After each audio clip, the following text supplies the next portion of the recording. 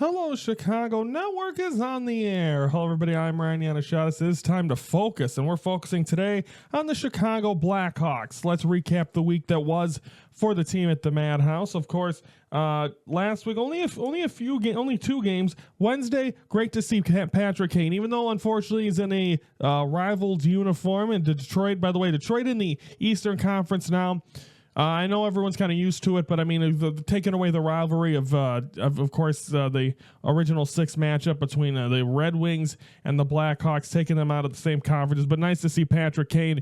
Always great. It's the great memories you remember him and everything that he did for the city of Chicago and the Blackhawks between him and Jonathan Toews. Their numbers will be up in the rafters soon enough at the Madhouse. But they lose that one to them, and then they lose to Dallas. But so if you went to Dallas, like I told you last week, to go to Dallas to see the Bulls and then the Blackhawks, you didn't get any wins. So I'm sorry. So once again, don't go on the road to watch the Chicago team play. It's probably a waste of money. But Blackhawks do lose on Wednesday and Thursday, and then you think, well, maybe they'll get something going Sunday against it. And you look, and then it's the Minnesota Wild, who have 10 wins. I think they only had 2 losses going in, and then the Blackhawks got out to a 1-0 lead in the first. The Wild end up getting a goal in the third, and then it ends up being a game-winning goal in the third period or in overtime. And the Blackhawks do win against a team that's really good. And I think once again, Mrazek did a very good job at net. And I think the Blackhawks once again are showing that spunk. This is a team that's showing more life than last year.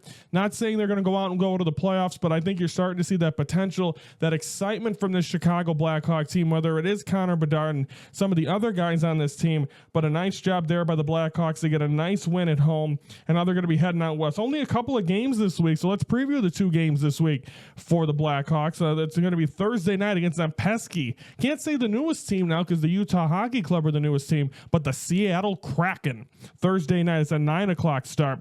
And then Saturday at Vancouver against the Vancouver Canucks. That's a 9 p.m. start. So, and then it's only 2 games this week, Thursday and Saturday. Then they'll be back home next week as well. So it'll be nice to see the Blackhawks back home. But a nice job. So I'm definitely impressed to be able to see this team play well, and against a team that's played so well early on in the season, like the Minnesota Wild, and the Blackhawks to come out stops 9. Again, that's been the number this week. 9 times he stopped, Mrazek stopped the puck in that second period against a really good team. So, I mean, overall, got to be happy. I mean, I know they're kind of still in a struggling spot right now, but to be able to see this team get a nice win over a championship, I don't know if it's a championship contender, but a team that's hot early on, I'll take it right now. So a great job by the Blackhawks. So they go 1 and 2 this week with 2 games Thursday at the Kraken, Saturday at the Vancouver Canucks. So hope everyone enjoys some Blackhawks hockey this week. Not a lot, but I mean, you got the Bulls, who we just recapped and previewed yesterday. Now the Blackhawks as well. And tomorrow on the Focus, we're going to talk about the Northwestern Wildcats, who will be at Wrigley Field Saturday against an Ohio State team, and I'll give you my take on that. So tomorrow we'll talk about that on the Focus, and of course Friday the Bears, as we get ready to preview the Packers. So we're on the second half of this week as we're getting closer and closer. Don't forget, after every episode, you see the pilot for my documentary, My Life, My Way 2. You can also see My Life, My Way, the original one, the first year of me coming out as bisexual in my life and my reaction. That one is on just go under the YouTube, or on the YouTube channel. Don't forget to follow the YouTube channel every Monday through Friday, 3:12 Central. We have new episodes on Chicago sports, but you can see the first one under documentaries in the folder, and then the second one will be on Thanksgiving night. 6:30, I believe it'll be 6:30 Central. You can see the second one. It's been a very a roller coaster second year. Highly recommend watching. Just getting a piece and react from my lens of how my life has been over the last couple of years. So please tune in if you're a fan of me, and if you're not, if you're like Chris Siegel, who hates my guts, just to know where I'm coming from, please watch the first one and then the new one that'll be coming out Thanksgiving night, just to get of where I'm at in my life. And I know no one asked about it, but I like to share, and I'm hoping I'm helping someone out there. If I help one person that's going through, I want to be a public figure, but I'm also openly bisexual. Went through all that for now, 2 years, and I'm doing it. And I'm not doing it to help people, but if I could be motivation for someone, that's more of what I want to do, because I want to be an inspiration if I can to someone out there, if they're sitting there debating whether they want to come out or not.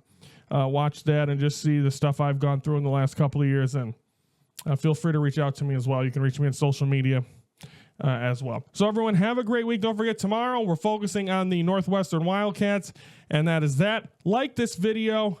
Comment. All right, well, what's up? Are you back on the Blackhawk bandwagon? Are we going to hoist the Stanley Cup this year? We're not going to go that far, but anyway, I'm Ryan Yanishadas from the Hello Chicago Network. We're the focus of Chicago sports.